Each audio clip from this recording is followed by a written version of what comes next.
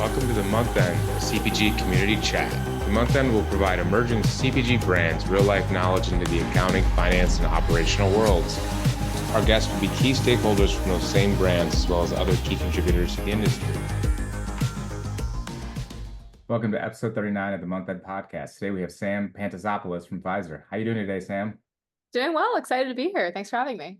Yeah, I'm excited to chat a little bit kind of outside the normal topic of this podcast related to kind of marketing and just what consumer brands and consumer packaged good brands should think about. So before we get started and getting into the details, why don't you give a little bit of a background of yourself and why you're here today and what Vizer is?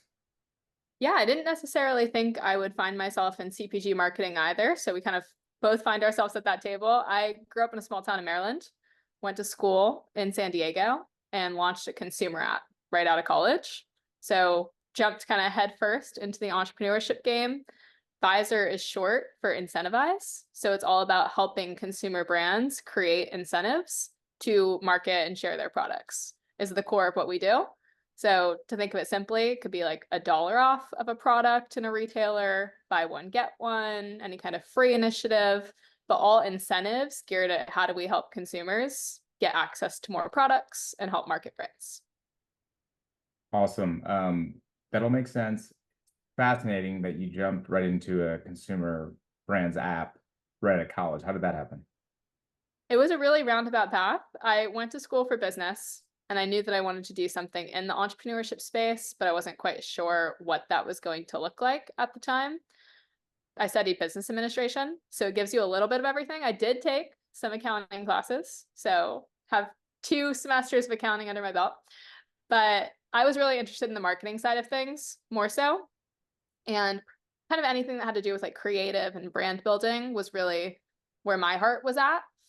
I ended up doing an entrepreneurship challenge my junior year, however, where we were able to kind of like build out a business model and run it through this program. You ended up presenting it at the end of the semester in a pitch competition and had the idea for this consumer app where I hated working out at the time. So it was all incentives that would motivate you to work out, but it was powered by consumer brands.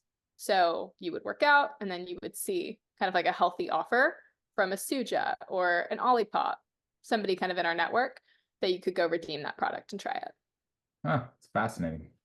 Very cool stuff. So as we're chatting with, brands of various sizes, reviewing their financials monthly, clearly a huge spend and line item is advertising and marketing. So clearly a huge goal for a entrepreneur of a brand or a owner of a brand is efficiency in marketing, right? Of marketing spend, how to kind of get my best ROI. So related to that, like how does Vizer help out brands in that specific space? So what's cool about the incentives is that they can be attached to digital marketing channels. So I'm sure everybody listening in is fully familiar with this, but marketing is a huge percentage of the budget for brands trying to figure out how to grow and how to either get more distribution in retail or meet new shoppers, grow their household penetration. So huge percentage of the budget, but a lot of that isn't presently being tracked in a really meaningful way, the way that you see with D2C. So I know earlier you were saying that you work with some like Shopify and Amazon brands. The digital world, it's really easy to track. Okay, where is this traffic coming from? They came to my checkout page. What does the conversion look like? Do I want to keep investing in these channels or do I not? In the retail world, it's a little bit more opaque. So we're doing digital marketing, but is it driving people in store? Are they purchasing the product? That's kind of disconnected. Our incentives allow people to connect those channels. So by attaching some kind of digital offer to maybe like a Facebook ad campaign or an influencer promotion you're running, you now have a shoppable, trackable asset to see, is this converting in store? Are people checking out? Do I want to continue investing in this channel or not? Gotcha. That makes 100% sense from my perspective. So in terms of the size of the companies or brands that you can support, I mean, clearly $0 annual revenue companies, brand new startups, they need some sort of advertising marketing, whether it's handshaking, guerrilla marketing, whatever it is. I'm assuming it's all different levels of business sizes, but can you kind of expand on that from your position? So it's a platform. It's very nimble. We like to say it can support startups the same way it can support, really legacy large brands. It does depend on their retail distribution. So we're very focused on supporting in-store transactions. How do we help people grow their footprint in retail? We don't have a D2C side of the business. Yeah. So having a presence in retail is really important. And then we mainly have our offers redeemed at like conventional grocery. So places like Walmart, Kroger, Albertsons are places where you could use our offers.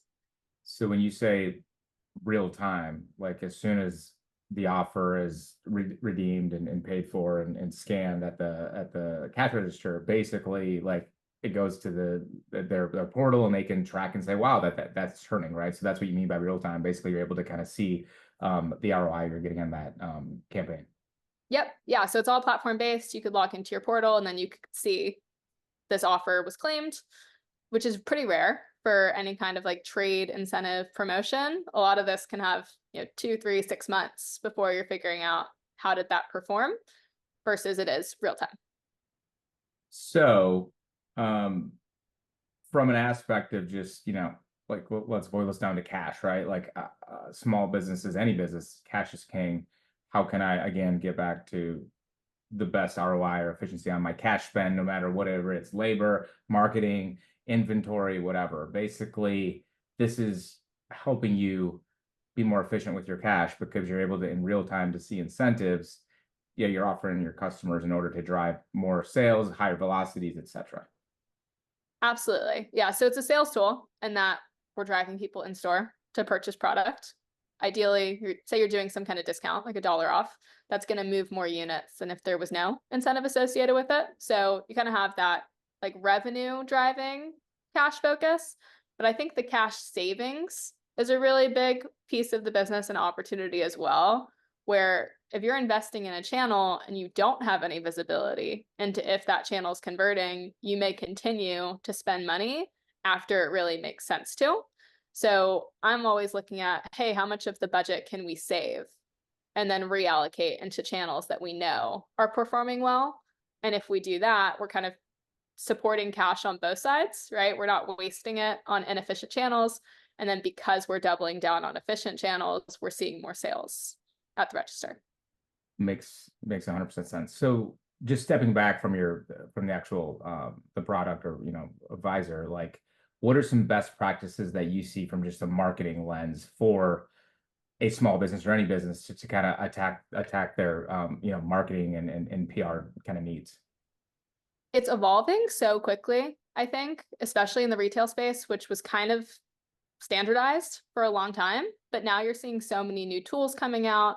And I even say if you went back in time and described something like TikTok without knowing it was TikTok, saying you could create a video for free, you're going to upload it to the internet, it's going to go search millions and millions of people to find exactly who your customer is and present it to them on their smartphone on their couch. Like, how much do you think that would cost? And 20 years ago, you would have thought it'd be a fortune, like such an expensive tool. And right now that's totally free. So I think if you are an emerging brand, especially, telling your story is really important, and having people know who you are, showing the expansion as it's happening, and then kind of engaging your community in that as well, like what UGC or user generated content is being created. How can you weave that into your content and then have this like top of funnel storm brewing almost of just people talking about you in a meaningful, authentic way? That's fascinating. We're an accounting firm. It's been around for over a decade, and we have a really good brand, good marketing, social media. We've never like done TikTok, but literally recently we're like, you know what? There's a lot of our target clients are on TikTok, so we probably should start making the move in that direction in some capacity. But Instagram Reels and all that type of stuff. But all of that makes sense, and it is fascinating from a kid in the born in the 80s and living in the 90s, like this concept or how much would this cost would be like mind blowing. Like, I don't even know what you're talking about. So millions and millions of dollars, but it is fascinating that it's so easy and and free today to, launch a product basically, or launch a marketing campaign for a product, which is awesome. Exactly. And you're making the content already, right? Like it's Yep. on YouTube, it's on Instagram. Let's just give it somewhere else to kind of socialize. And who knows, it could blow up in a really powerful way. LinkedIn, too. I think Yep. the algorithm is wild right now. It's like really, really pushing out content. So if you're a founder, building in public there is like a great place to be as well. What's like one of the success story or two, or something kind of a crazy story or a crazy experience from either a client or something that you've seen, and you clearly don't need to tell us their names, but just something you've seen of like something that maybe the craziest, or not crazy, but just a little wild experience. Yeah, I think one thing that I've seen do really well that was interesting was people, and I'm thinking of a brand in particular, Midday Squares, who I really like. I don't know if you're familiar with them. They're based out of Canada. They make a chocolate square. Hmm. And the first time I saw one of their videos, I thought this is going to do so well because it was so authentic, it was so different, and it wasn't what you were seeing in the content ecosystem at that time. They were just very, very raw about what they were building and what the struggles were, and very forthcoming about it. And I think it was kind of polarizing. And we work with them, so these are chats I've had with the team, but it was kind of polarizing in the beginning where some people really didn't like how different it was. But because it was so authentic, they were able to build this really powerful community over the last several years, and the brand is growing like crazy. So I think just like being comfortable doing something that's really non-traditional and non-conventional for your industry, if it is authentic to you and your brand and that you believe in, and be willing to be different versus hopping on every single trend that's happening and trying to be timely and relevant. I think being authentic is what I've seen do really well for brands, and it's like different than what you're seeing the bulk of brands do. Yeah, I couldn't agree more with you on that. From an actual like campaign perspective, how broad should you be? How targeted should be, per SKU, per channel? Like, can you kind of walk through what you've seen the best practices in that space there? We kind of have a matrix where we look at the campaign goal, the channel, and the discount value. And those three things will determine where you should be promoting and the frequency and all of these things. So if your goal, for example, is to get new customers, then you probably want to be in some kind of acquisition channel. So like a paid media campaign, and you want to offer a higher value discount because you're trying to motivate somebody to try your product who may have never had it before. Or it's a new flavor, so you would offer a higher discount, maybe a BOGO. But if it's our community, it's people that already are following us on social media or they're already involved in our email list, you could probably offer a lower value discount and still motivate that same behavior. So you're not investing as much in trade spend. So every campaign is kind of a case by case basis. What is the product I'm trying to support? What retailer am I trying to support? What channels am I using? What's my budget? And then that will help determine the strategy. But what's kind of nice about the tool is you can use similar incentives of the same offer in multiple campaigns. So what you're running on Instagram could be totally different than what you're running via email, but they could be the same offers. Gotcha. In the kind of traditional distribution uh, customers within CPG, the big ones that a lot of folks using, they have a lot of, when they're selling, they're doing deductions, chargebacks, ton of trade spend, or maybe a lot or little, depending upon where they're at. So when you sign up to those contracts with those distributors and the retailers, agreeing to various trade spend and coupons and different strategies that you're talking about, you're agreeing to those types of relationships for like a period of time, and then deductions and blah blah blah. With Mm-hmm. you, like, you can kind of help compound or create or oversee that or overlay that to essentially just a much better, higher efficient, hopefully, like, incentivize for somebody to buy it at the retail store, right? Like, so like the way that the traditional couponing and that way that's always exists, that's basically replacing and directly competing with what's going on, right? Yeah, so it's kind of this idea that you can, I like how you were describing, you could layer it because Mhm. it's retail agnostic. So Yep. you have the ability to kind of turn on and turn off. The tool has the flexibility to flex it up, flex it down. So as you're looking at your different strategies for different retailers, Is it a complement? Is it your primary focus? We always like to say you don't need to reinvent the wheel to be using these. You don't need to make a whole new strategy. Let's look at the campaigns that you're already running, because 90% of the marketing is happening online, at least digitally, but 90% of the sales are happening in store. So what's happening on the rest of your digital media outside of your traditional couponing solutions or incentive solutions? I don't think they need to be replaced. I think they could be complemented and still drive a ton of incremental value for the business. What are you seeing kind of just of consumer habits these days? What, 3 to 4 years post-COVID, just from in-store versus digital? So there's a trend with shoppers increasing buying grocery items and these kind of like fast moving consumer goods digitally, but probably not as much as you would imagine. Like 80 to 90% of sales are still happening in store. You still have to win the in-store cart. I think all of this narrative that everybody's going to shop online and have everything delivered just hasn't manifested yet. And if it does, I think we're quite a while away from it, just because consumer behavior to move that meaningfully is more of a generational shift Yeah. than, obviously COVID was a different ecosystem. There was a requirement there, but I think to really shift consumer behavior to everybody buying everything online will take a bit longer. Yeah, I 100% agree with you. It's decades and generations of habits and lifestyles. From just the aspect of being like a business owner, entrepreneur, like what's been a really tough challenge for you just in general, not even marketing? Oh, so many. I think we started, so I work with my cousin and my Okay. co-founder Right. and one of my best friends. Okay. My COO is one of my childhood best friends. Grew Okay. up across the street from me. We were making businesses together when we were really young.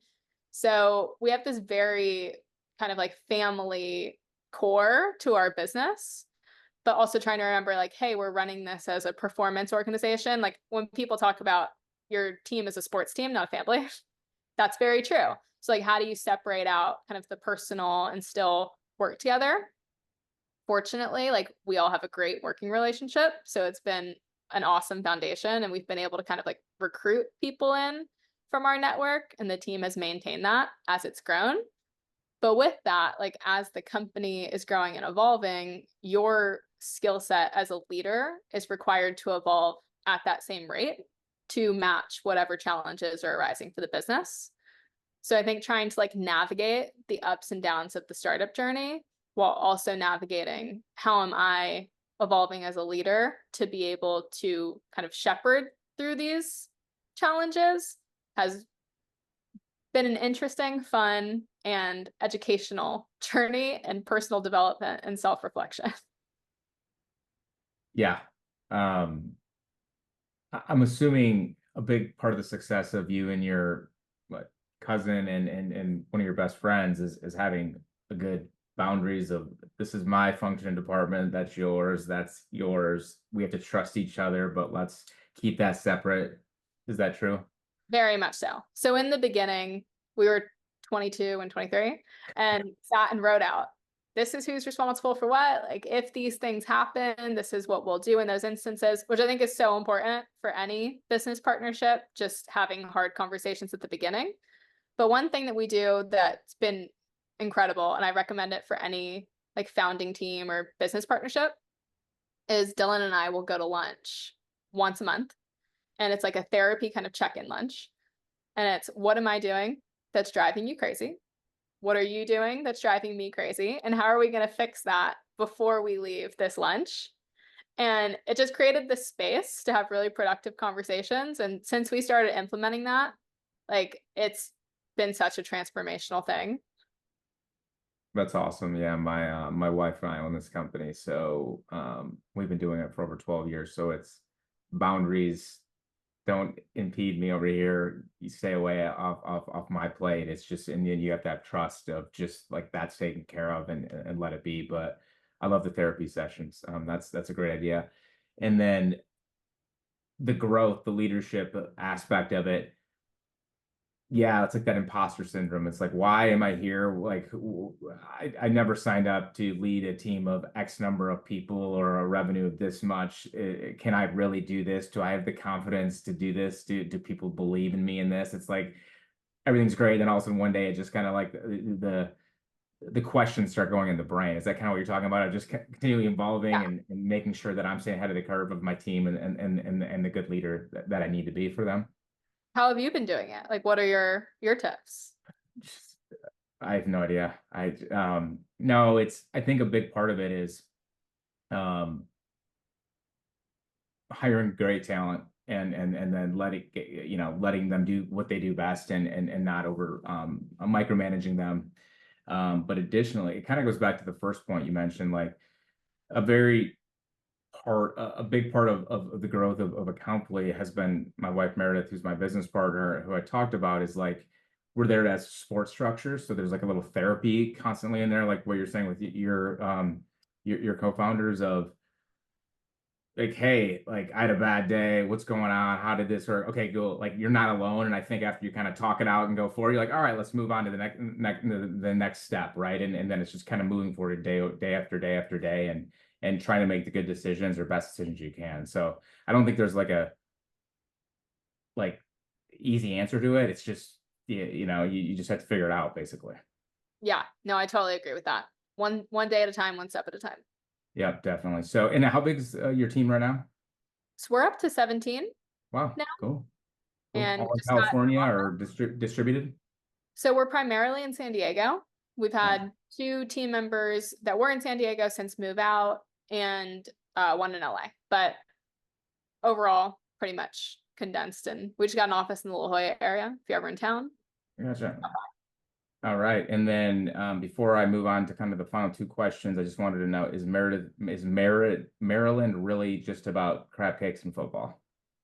It's heavily about crab cakes and football. And I love Maryland. It's like such a beautiful place. If you haven't been, I highly recommend it. But I grew up landlocked, like 3.5 hours from the ocean. And I just knew that wasn't my life path. Like I belonged in California.